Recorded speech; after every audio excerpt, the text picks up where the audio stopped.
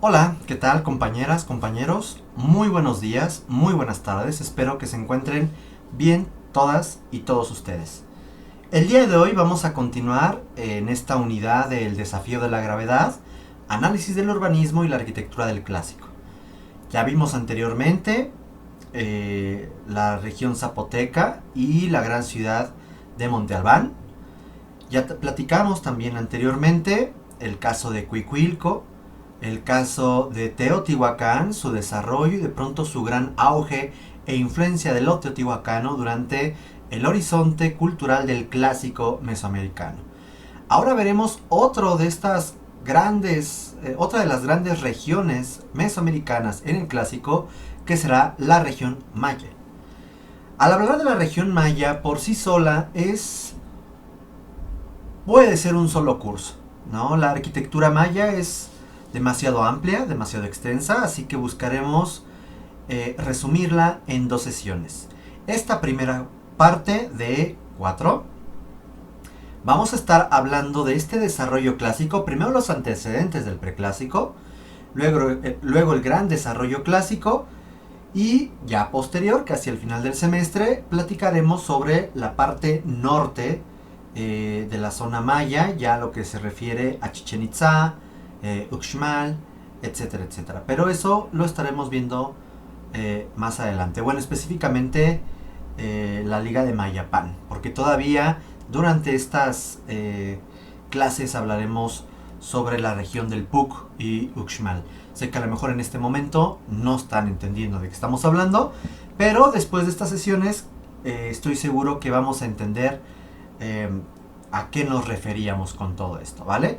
Bien, primero tenemos que entender qué es la región maya, en qué zonas se divide la región maya, qué características eh, geográficas, orográficas, qué cuencas vamos a encontrar en esta región.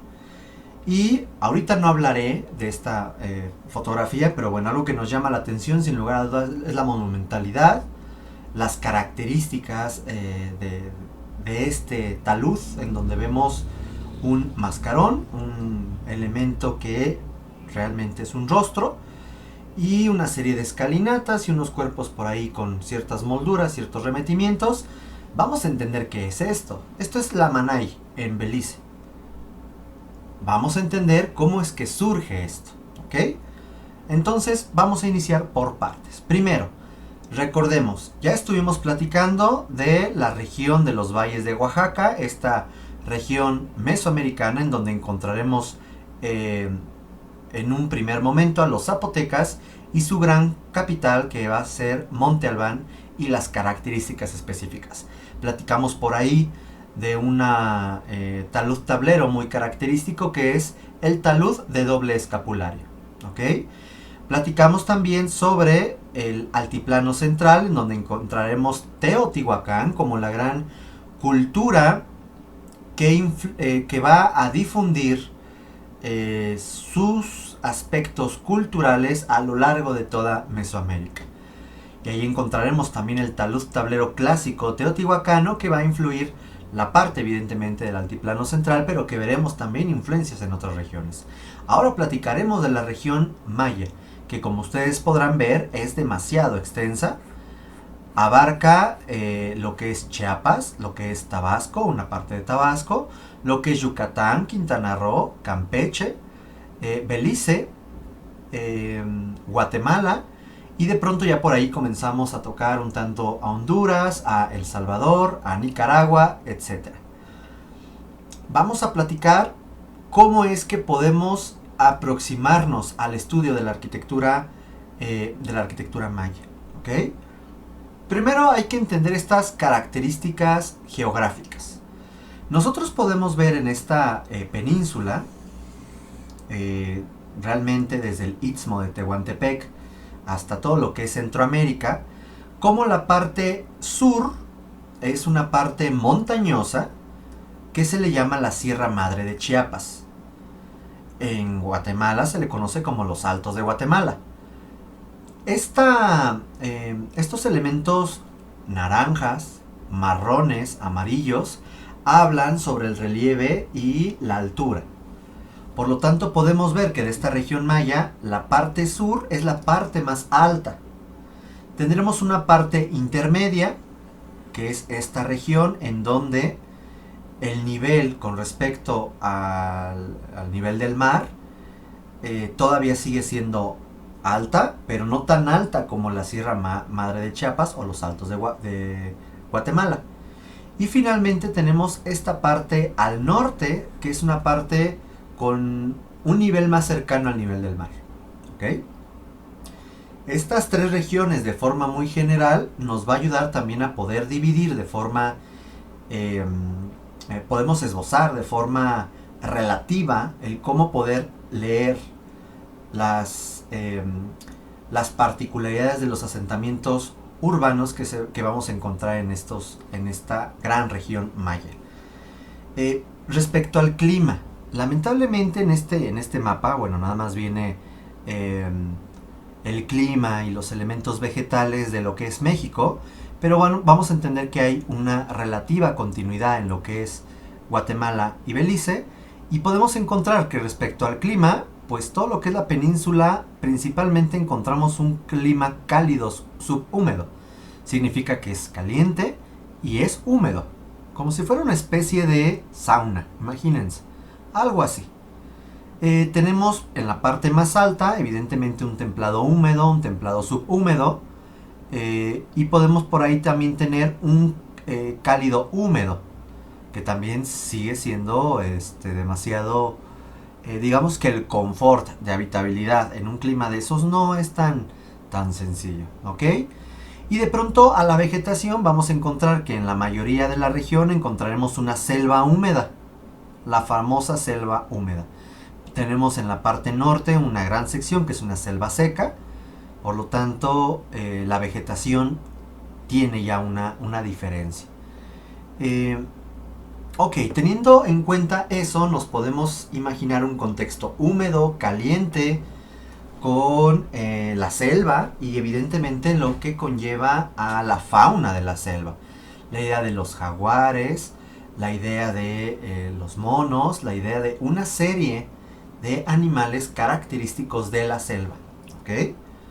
Y esos serán, bueno, pues por así decirlo, los vecinos de los mayas. Será el hábitat natural en el cual se van a desarrollar los mayas. Si hablamos sobre los recursos que explotaban los mayas para comercializar, porque recordemos que ellos comercializaban con otras regiones, específicamente con Teotihuacán, pero también entre estos asentamientos, entre ellas y entre ellos, comercializaban. Sí, la navegación, que no es una de las características primordiales de la cultura mesoamericana, a diferencia de Egipto, por ejemplo, aquí la navegación no va a ser una característica cultural. Sin embargo, en la región maya sí existen puertos, sí existen rutas marítimas, austeras, evidentemente, en el cual se apoyaban para transporte de materias y de productos. Podemos ver aquí estas líneas azules y estos triangulitos son puertos mayas, y la línea azul es una ruta de comercio marítimo que podemos ver que se une con Centroamérica y que se une con la región del Golfo. Sin embargo, el desarrollo marítimo no se dio en el Pacífico, solamente en lo que es Golfo de México, Golfo de Honduras y el Mar Caribe. Respecto a las rutas de comercio terrestre, podemos ver que hay una mayor intensidad en la parte sur, en la parte central, y en consecuencia rutas que llegaban a la parte norte. Pero sobre todo podemos ver una intensificación en esta parte central. Y justamente en esta región que veremos que se llama el Petén, vamos a encontrar una ciudad, el Petén, en la parte norte de Guatemala, una ciudad que será muy importante para el desarrollo de lo maya. ¿Qué cosas comercializaban? Producían y comercializaban. La sal será quizás uno de los principales recursos de la región. Jade, cacao, obsidiana, algodón, las plumas del quetzal, el basalto, la cerámica, la herramienta lítica, las pieles y la miel. Estos productos, si ustedes se fijan, hay regiones en donde abundan más y otros donde prácticamente no hay. Podemos ver que esta región hay muchas pieles, hay mucho cacao, hay armas, hay muy poca sal en comparación con la parte norte, donde vemos que hay una abundancia de sal, pero no hay pieles. Y eso va a incentivar o a influir en lo que sería el comercio, ¿okay? El algodón para los textiles, etc. Podemos ver, por ejemplo, la parte de jade, y sobre todo de jade lo encontramos en esta parte y no en otra región de la zona maya. Entonces, eso va a ser muy importante en el intercambio comercial y cultural. Tenemos ciertos puntitos que nos están indicando ciudades. Ahorita estas ciudades que están aquí no nos van a importar, platicaremos de ellas más adelante, pero sí podemos ver por aquí Takalik Abaj, encontramos por aquí a Kaminaljuyu, que vamos a platicar ahorita de ellos. Podemos encontrar a Yaxchilán, Bonampak, Piedras Negras, Tikal, Huaxactún, El Mirador, Chicaná, Calakmul, Becam, Río Bec, etc. Todos estos asentamientos vamos a encontrar que hay una cierta cercanía o una agrupación de estos en esta región. En cambio hay otras en donde vemos menos asentamientos, pero no significa que no existieran. Como puede ser estas regiones del sur de hoy en día Campeche, o esta parte que se encuentra por Quintana Roo, pero, insisto, el desarrollo agrícola, el desarrollo urbano, se dio en la extensidad de la zona maya. Si hablamos nuevamente de esta línea del tiempo de Paul Gendrup, que ya anteriormente habíamos también señalado, ahorita nos vamos a olvidar de estas otras regiones de Mesoamérica. Podemos encontrar aquí una cronología del preclásico, del clásico, y por aquí que no se ve el posclásico, pero en esta línea punteada roja vemos el posclásico. Podemos ver que esta región o esta parte de la línea del tiempo nos habla sobre tres regiones muy generales de la zona maya. Las tierras altas, que se refieren a la Sierra Madre chiapaneca, justamente aquí a la Sierra Madre de Chiapas. Las tierras centrales o bajas sur, que es esta parte. Y finalmente las tierras bajas del norte, que se refiere justamente a esta parte.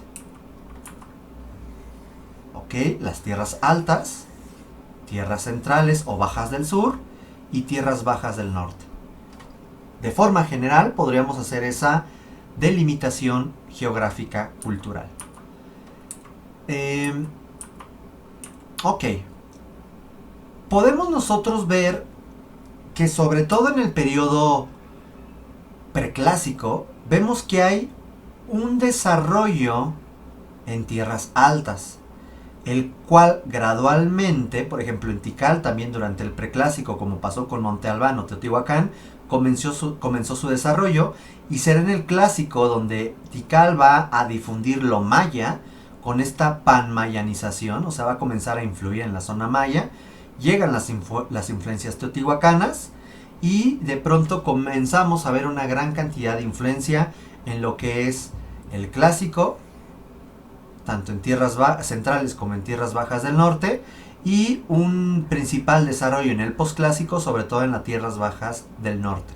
¿Ok? Eso lo vamos a ir viendo poco a poco. El día de hoy platicaremos algunas cosas nada más, ahorita les platico de qué regiones, ya que por el tiempo no nos da la oportunidad de hablar de todas las ciudades en esta media hora o en esta hora. Aquí podemos ver un montón de conjuntos arqueológicos de ciudades en diferentes periodos.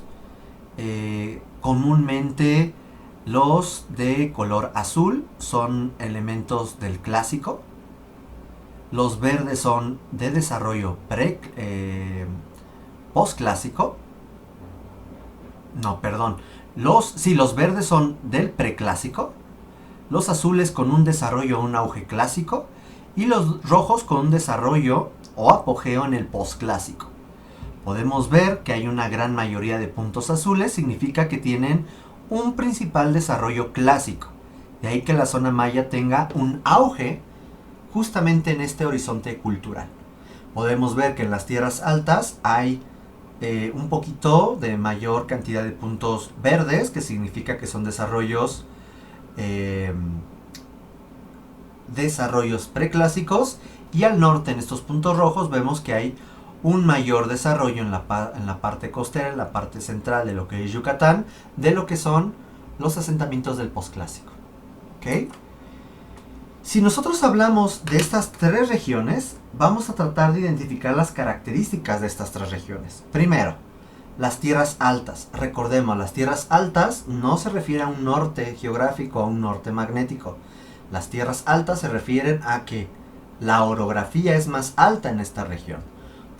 Por lo tanto, la parte sur de esta región se le conoce como las tierras altas o las tierras meridionales o la costa pacífico. Son términos que van a encontrar que se refieren a esta región. Nosotros en términos generales nos vamos a referir como tierras altas. Estas tierras altas se ubican sobre las cadenas montañosas de gran altura, como la Sierra de los Altos de Chiapas o la Sierra Madre de Chiapas, y una extensa costa hacia el Pacífico, de 1500 a 4200 metros sobre el nivel del mar, con bosque y selva seca con clima cálido y templado, y la región es principalmente productora de obsidiana, jade, basalto y cacao. La región central, que podemos ver que viene desde la zona de Tabasco, la parte norte de lo que es Chiapas, la parte sur de lo que es Quintana Roo, de lo que es Campeche, de la parte central norte de Guatemala, Belice, y una parte por acá de Honduras. Nosotros podemos entender a partir de ello que las tierras bajas del sur, o tierras centrales, o tierras intermedias, vamos a encontrar que se desarrollan en torno a diferentes cuencas. ¿Qué es una cuenca? Una región hidrológica en donde vamos a encontrar el cauce de un río. ¿Ok? Por lo tanto, mientras que en las tierras altas se caracteriza por la altura del relieve y el gran litoral o costa que hay hacia el Pacífico, las tierras centrales se van a caracterizar por las cuencas hidrológicas. ¿De qué ríos? El río de la Pasión, el río Usumacinta, el río Motagua y el río Grijalva. Y algunos sistemas montañosos de 1000 a 250 metros sobre el nivel del mar. Si se fijan, casi llega a la mitad de lo más alto que tiene la región alta maya. Tiene una densa selva húmeda, lo cual, por cierto, cuando se buscó someter la región mesoamericana por parte de los castellanos de España, lo que sería después conocido como España, esta región se tardó muchísimo en poder someterse. De entrada porque no había ya para el siglo XVI una amplia densidad habitacional, y por el contexto climático fue muy difícil someter esta región. ¿Qué vamos a encontrar ahí? Desarrollo comercial de plumas, basalto, obsidiana, pieles, cacao, etc. Y las tierras bajas del norte o septentrionales se va a ubicar en una gran llanura de caliza sin ríos superficiales, o sea, vamos a tener ríos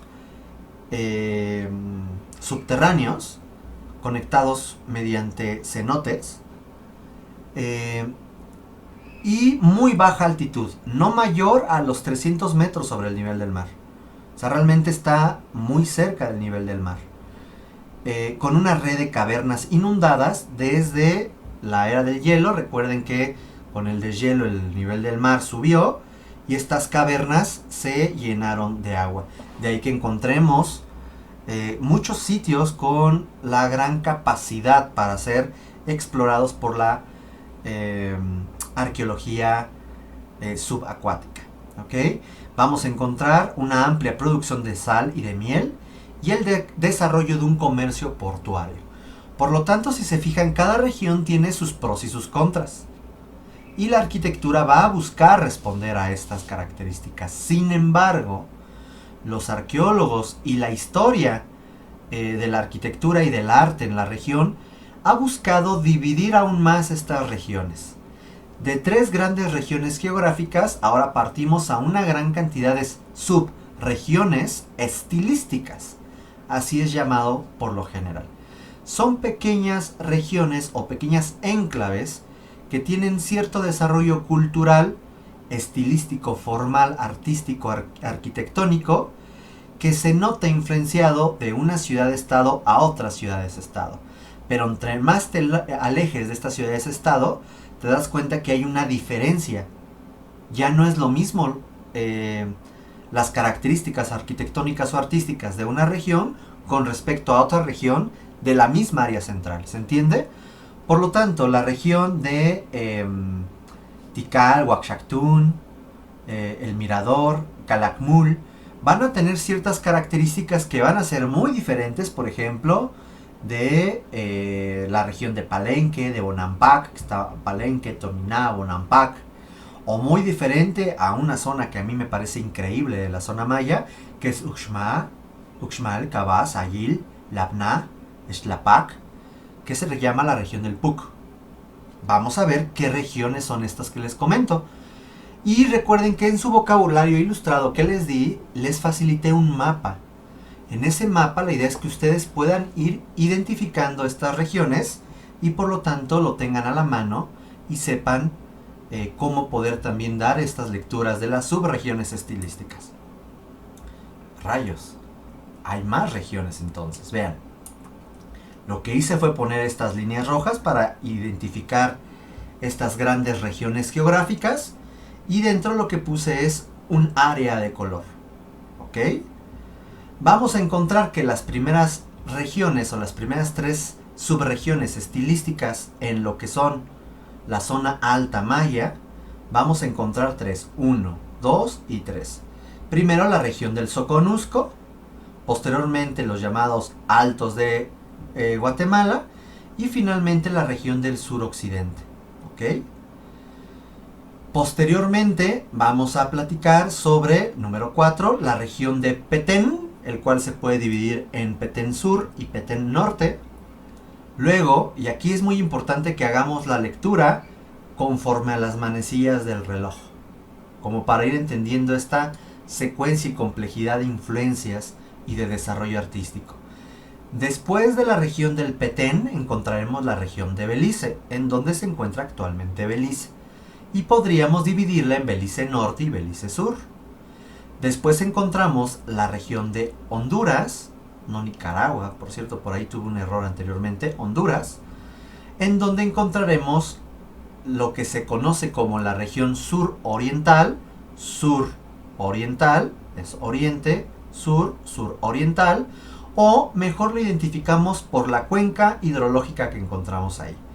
Este río se llama el río Motagua, por lo tanto se le puede conocer como la región suroriental o la cuenca del Motagua.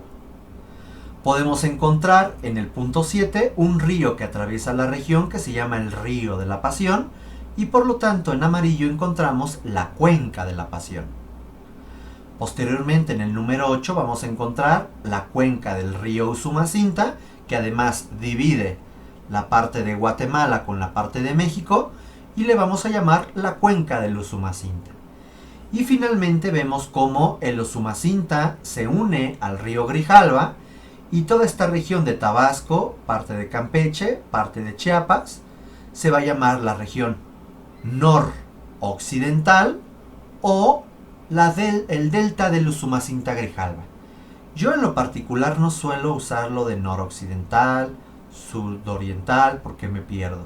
Prefiero llamarle por los ríos.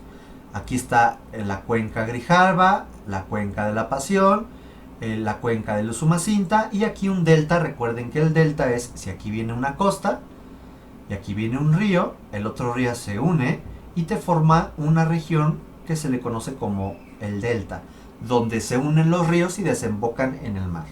Por lo tanto, ese es el delta del Grijalva Usumacinta. Punto. Las demás regiones después las platicamos porque ahorita nos vamos a perder. Vamos a ir avanzando. ¿Ok? ¿Qué pasa en las tierras altas? Vamos a encontrar, ya dijimos, que 3 regiones. Soconusco, los Altos de Guatemala y el suroccidente.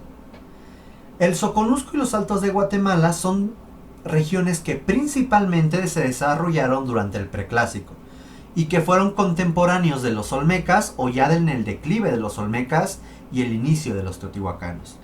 Vamos a encontrar en el Soconusco dos de las principales regiones, que será Izapa y Tacalic-Abaj, que también podemos encontrarlo como Abaj-Tacalic, que es, no suena como muy maya, ¿verdad? Pero bueno, es una ciudad maya. Aquí tenemos la época de apogeo. Mientras que en los Altos de Guatemala encontramos otro de los asentamientos arqueológicos mayas de gran interés, que se llama Caminal-Juyú.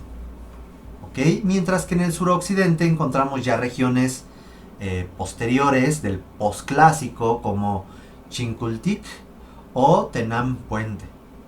¿Okay? ¿Cuáles son las características de esta región? 1. La influencia es teotihuacana y olmeca. 2. No se marca a un estilo preciso. Digamos que está en este desarrollo, en esta transición hacia los futuros centros urbanos del clásico. Los basamentos serán generalmente con una tendencia a la verticalidad. Serán muy masivos y sin decoración, como podemos ver aquí en este asentamiento de Izapa. Y vemos un juego de plataformas. ¿Okay? El talud tablero resulta que no hay taludes, por lo tanto todos son tableros, tiende a la verticalidad. Pueden tener o no molduras, puede ser que en la parte superior haya un remate de una moldura o que simplemente se omita la moldura. Y el templo suele ser de materiales perecederos, por lo tanto con el paso del tiempo estos no sobrevivieron y solo queda el basamento, como nuevamente esta fotografía. Y el uso de estelas. Recordemos que son estas unidades monolíticas hincadas en el suelo, que tienen ciertos grabados, nombres de gobernantes, etcétera, etcétera, etcétera. Podemos ver aquí el asentamiento de Izapa, que se caracteriza principalmente por la relación que tiene con el volcán de Tacaná. Y vemos cómo es un emplazamiento muy sencillo. Vemos las plataformas, vemos estos basamentos con una axialidad, una simetría bilateral muy característica, el manejo de los cuerpos, cómo podemos identificar de pronto la relación de la fachada y de la nuca de estos edificios. Podemos ver que hay un juego de pelota, por lo tanto vemos que hay una influencia olmeca y una serie de subconjuntos que van integrando este recinto. Y además pues tener esta integración visual con este volcán, que es además muy singular su morfología, el volcán de Tacaná. ¿Okay? Aquí tenemos algunos ejemplos de Tacalic-Abaj o Abaj-Tacalic, en donde encontramos el manejo de este tipo de piedra para delimitar los diferentes cuerpos, los cuerpos que van a conformar este basamento. Vemos por ahí algunos otros tallas de piedras que vienen a identificarse como las escalinatas, o en el caso del asentamiento de Caminal-Juyuc, donde además de estos basamentos encontramos la influencia de ciertos elementos estucados, elementos de barro, en donde vemos ciertos rostros o ciertos elementos antropomorfos. De aquí que esta zona esté cubierta para evitar que la inclemencia del tiempo disgregue más el material de estos descubrimientos. Pasamos, esto fue muy breve porque además es algo muy del preclásico, ahora pasamos a las tierras bajas del sur, centrales o intermedias. Y vamos a recordar, esta es la región del Petén, la región de Belice, la región del Motagua, la región de la cuenca de la Pasión, la región de la cuenca del Usumacinta y la región del delta del Grijalva-Usumacinta. Así está. Con que ustedes tengan la noción geográfica, ya la hicieron. ¿Ok? Pues aquí está justamente lo que les acabo de leer. Vamos a encontrar, por ejemplo, Río Azul, que es este asentamiento que se encuentra en el Petén Norte, que se han hallado tumbas reales con ciertas pintura mural en las paredes y una serie de vestigios arqueológicos mortuorios de este asentamiento. Vamos a dejarlo hasta aquí, esta primera parte de la sesión, y en breve continuamos con la siguiente parte del video. Gracias.